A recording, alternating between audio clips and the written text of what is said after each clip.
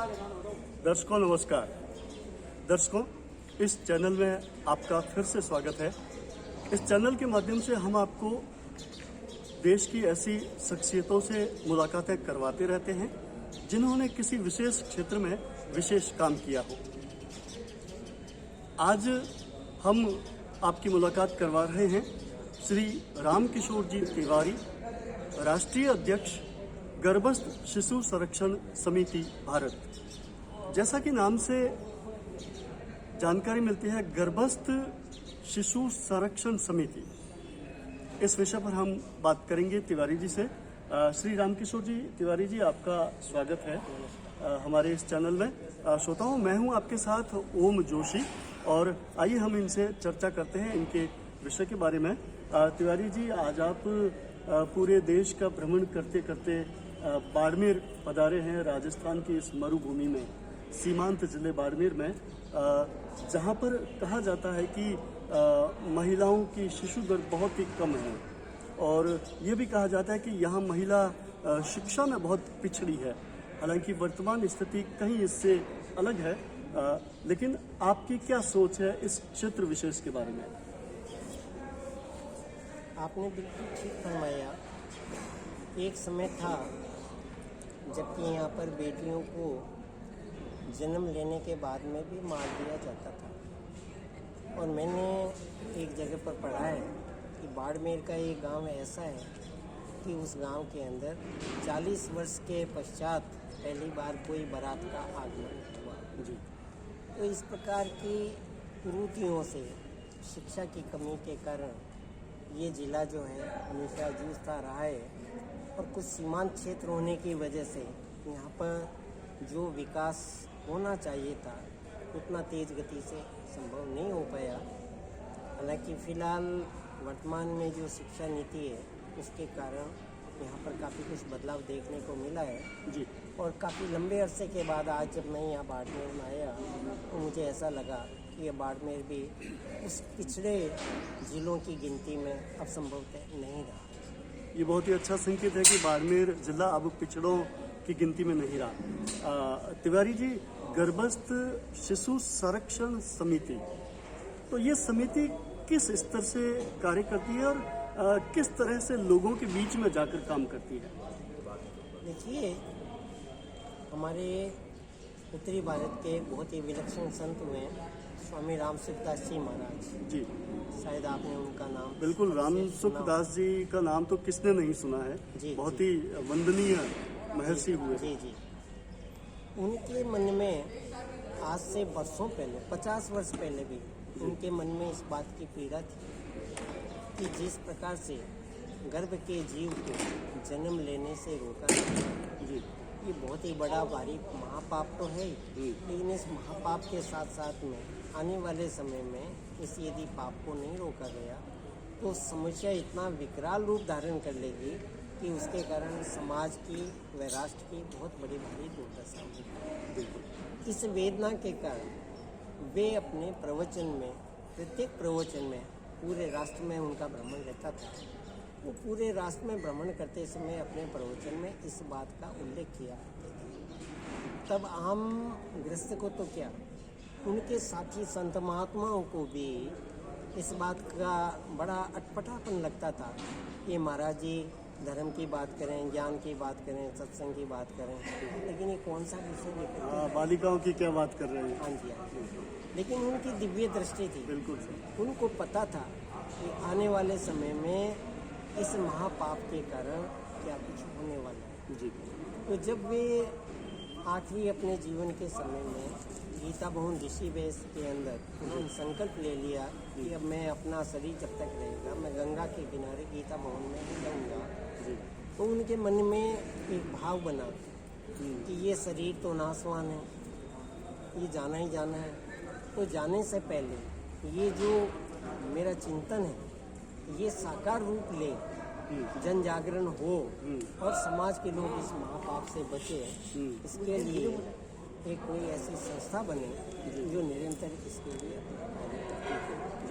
तो 1996 में 1996 में उन्होंने इस संकल्प को हमारे सामने रखा और उन्होंने आज्ञा दी कि आप इस प्रकार की कोई संस्था का गठन करें जो निरंतर पूरे राष्ट्र के अंदर जन चेतना जागृत करने के लिए कार्य जन चेतना के माध्यम से ये समिति काम कर रही है। 1996 से, जैसा भी आपने बताया, तो तिवारी जी, आप समिति के माध्यम से जन चेतना लागू कर रहे हैं और उधर भारत सरकार ने बहुत सारे ऐसे एक्ट बना रखे हैं, कानून बना रखे हैं, जिनके माध्यम से गर्भपात या गर्भ में पल रहे शिशु की हत्या या उस जीव के बारे में कुछ हिंसात्मक कृत्य, इन सब पर एक कानून के माध्यम से भारत सरकार, राज्य सरकारें बहुत सख्त हो रही है। तो क्या कानून पर्याप्त है या और कुछ सुधार की आवश्यकता है? देखिए, ये बात बिल्कुल सही है कि भय बिना होए न प्रीति। बिल्कुल, कानून होना चाहिए और कठोर कानून होना चाहिए। कानून का निश्चित रूप से एक बहुत बड़ी भूमिका रहती है, उसका प्रभाव पड़ता है। लेकिन सामाजिक बुराई को केवल हम कानून के भरोसे रोक पाएंगे, ऐसा संभव नहीं है। व्यवहारिकता में यदि धरातल पर हम आकर के देखें, कानून तो बहुत बने हुए हैं। जिस प्रकार से धारा 302 का कठोर कानून बना हुआ है, हत्या करने पर उसको आजीवन कारावास होती है या उसको फांसी तक भी दे दी जाती है। कठोर कानून के बावजूद भी आए दिन हम देखते हैं कि समाचार पत्रों में आज इतने मरे, आज इतने मरे, खूब हत्याएं होती है, खूब हत्याएं होती है। तो इसी प्रकार से सरकार ने कानून के द्वारा इसको रोकने का प्रयास जरूर किया है, लेकिन वे प्रयास अभी आधे अधूरे हैं। आधे अधूरे मन से उन्होंने कानून बनाए और आधे अधूरे कानून। वर्तमान में 2 कानून हैं, एक पीसीपीएनडीटी एक्ट है जी और एक एमटीपी एक्ट है। ठीक है। पीसीपीएनडीटी एक्ट जो है वो गर्भ धारण करने से पूर्व जो है प्रभावी रूप से अपना काम करता है। ठीक है। एमटीपी एक्ट जो है जीव गर्भ में आने के बाद में उस कानून का महत्व है। पीसीपीएनडीटी एक्ट के अंदर 2003 के अंदर हमारे जैसी संस्थाओं ने जनहित में सुप्रीम कोर्ट में याचिकाएं लगाई थी और एमबी शाह की पीठ ने उस समय पे इस पीसीपीएनडीटी एक्ट को प्रभावी रूप से लागू करने के लिए कठोर निर्देश दिए। राजस्थान सहित 10 राज्य सरकारों को उस समय पे निर्देश दिए। राजस्थान सरकार ने वहाँ पर खूब झूठ बोला, लेकिन हमारे जैसी संस्थाओं ने उस समय पे शपथ पत्र दिया कि ये जो सरकारी आंकड़े बताए जा रहे हैं, राज्य सरकार द्वारा जो कुछ भी बताया जा रहा है, ये बिल्कुल झूठे आंकड़े हैं और वहाँ पर बेटियों की निरंतर कमी आ रही है। इस भ्रूण हत्या गर्भपात के द्वारा बहुत ही वहाँ पर हानि हो रही है। तो उस समय पे सुप्रीम कोर्ट ने विभिन्न राज्यों के अंदर राज्य स्तरीय सलाहकार समितियाँ, जिला स्तरीय सलाहकार समितियाँ और उपखंड स्तर तक की सलाहकार समितियाँ बनाने का निर्देश दिया, जिसमें वहाँ के सीएमएचओ या बड़े स्तर पर है तो डायरेक्टर उसके अध्यक्ष होते हैं और उसके साथ में 2 विधि विशेषज्ञ, 2 डॉक्टर और 2 सामाजिक कार्यकर्ता भी इसमें शामिल रहते हैं। ये सलाहकार समितियाँ बनने से पहले पीएनडीटी एक्ट जो है केवल फाइलों की शोभा बना हुआ था, प्रभावी रूप से लागू नहीं हो रहा था। लेकिन सलाहकार समितियाँ बनने के बाद में जो कोऑर्डिनेटर होता है उसकी अगुवाई के अंदर जगह जगह पे डिकॉय कस्टमर भेज करके छापे मारे गए, भ्रमण किया गया, उनके रिकॉर्ड को खंगाला गया। तो कानून की सख्ती के कारण धीरे धीरे पीसीपीएनडीटी एक्ट जो है ये प्रभावी हो रहा है। कई बार अखबार में पढ़ते हैं कि डमी कोई पुलिस वाला या कोई सरकारी अधिकारी डमी बनकर डॉक्टर के पास या लैब में जाते हैं और वो गर्भ जांच की मांग करते हैं, मुंह मांगा पैसा भी ऑफर करते हैं, वो मान जाते हैं और फिर रंगे आता हूँ उसको दबिश करके इसको डिकॉय कस्टमर कहते हैं। बिल्कुल बिल्कुल, डिकॉय कस्टमर का भी एक प्रचलन हो चला है भारतीय समाज में, अच्छी बात है।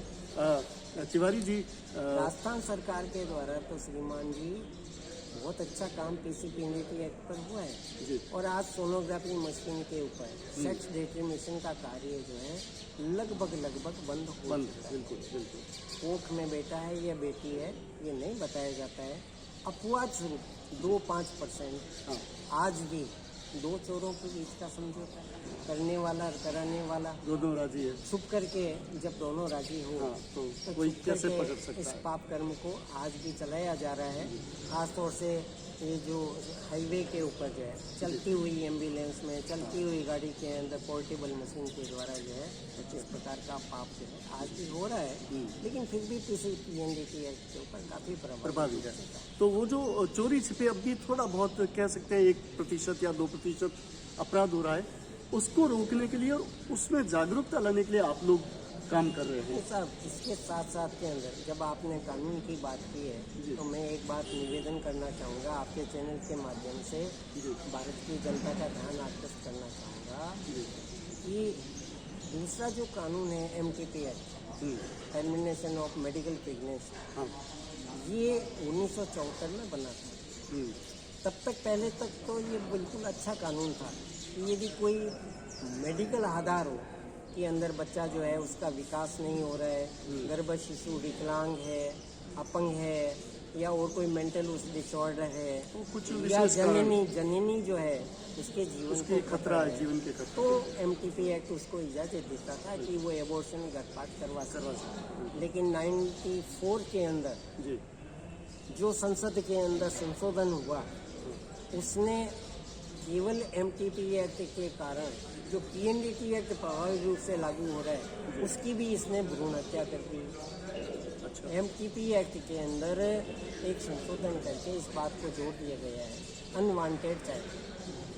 यदि दंपति में से कोई भी जाकर के डॉक्टर के पास में यदि ये बात कहता है कि हमारे कोख के अंदर जो बालक है हम नहीं चाहते थे कि ये हमारे आए, लेकिन हमारे परिवार नियोजन के द्वारा अपनाए गए उपकरण जो है वो फेल्योर हो गए। अच्छा, इसीलिए हो गया। उसके कारण ये हमारे कोख में जो है अनचाही संतान आ चुकी है, इसको हम नहीं रखना चाहते।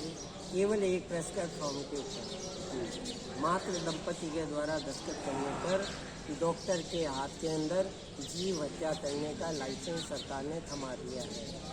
और अनेकों बार इस कानून में संशोधन करने की हम जैसे लोगों ने प्रार्थना की, संसद तक हमने गुहार लगाई, हमने हाईकोर्ट के अंदर भी याचिका लगाई, लेकिन ढाक के 3 पार सरकार की खुद की नीयत में खोट है। एक तरफ वो बेटी बचाओ का नारा देती है, दूसरी तरफ बेटियों को गर्भ में मारने का डॉक्टरों के हाथ में हथियार उन्होंने थमा दिया है, लाइसेंस उनको दे दिया गया है। MTP एक्ट के कारण गर्भ शिशु की निरंतर हत्याएं प्राइवेट नर्सिंग होमों के अंदर हो रही हैं। ये कानून की एक कहा जा सकता है कि कमी है, या कानून के अंदर से गली निकाल कर किसी तरह कुछ ज़्यादा बुद्धिमान लोगों द्वारा गली निकालकर इस तरह का कुकृत्य ही कहेंगे, कुकृत्य किया जा रहा है। लेकिन एक सुखद बात भी है तिवारी जी की, आज से 20 साल पहले 1000 की आबादी पर संभवतः 933 महिलाएं होती थी, और आज वो संख्या बढ़कर 975 के आसपास, 1000 पुरुषों पर 9075 का रेशियो महिलाओं का है। कुछ बड़ा है, कुछ सुखद तो कहा जा सकता है, लेकिन आशा ये बिल्कुल आप सही फरमा रहे हैं। जी जो सेंसस के अंदर जो आंकड़े हमारे सामने आ रहे हैं जी वो कहीं पर 941, कहीं 975 इस प्रकार के आंकड़े आ रहे हैं। लेकिन मैं आपको कहूँगा कि ये आंकड़े भी भ्रामक विचार फैलाते हैं। इन आंकड़ों में भी सच्चाई नहीं है। कैसे?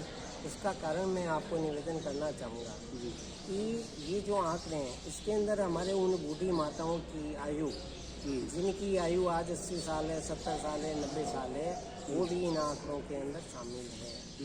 दूसरी बात, एक वर्ग विशेष जो कि न परिवार नियोजन करवाता है, न गर्भपात करवाता है, कुरान बाइबिल के कारण कहते हैं हमारे धर्म के अंदर इसको बड़ा भारी पाप बताया है।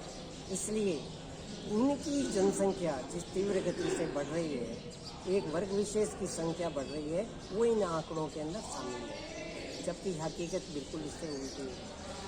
0 वर्ष से लेकर के यदि 10 वर्ष तक के जो बालक बालिकाएं हैं उनका अनुपात यदि हम देखें, कारण कि ये जो पाप है, भ्रूण हत्या का पाप है, ये आज से 30-40 साल पहले नहीं हुआ करता था। ये पिछले 20 वर्षों के अंदर चलन में आया है, और ख़ास तौर से पिछले 7 साल में 10 साल के अंदर इसने एक व्यवसाय का रूप ले लिया है। बिल्कुल ठीक बात आप कर रहे हैं। गत 30-40 सालों में ये पाप बढ़ रहा है, तो इसे एक ये भी दृष्टि कहा जा सकता है कि जैसे जैसे मानवता में बुद्धिमत्ता बढ़ रही है, शिक्षा बढ़ रही है, जागरूकता बढ़ रही है, या यूँ कहना चाहिए कि भौतिकवाद बढ़ रहा है, पश्चिमीकरण बढ़ रहा है, वैसे वैसे आम आदमी, चाहे स्त्री हो चाहे पुरुष हो, ये सोचता है कि आने वाली संतान मेरे काम आए, मुझे कमा कर दे, मेरा वंश चलाए। तो क्या विकास के साथ साथ ये एक कहना चाहिए कि बुद्धि का विनाश की ओर जा रहा है हमारी सोच?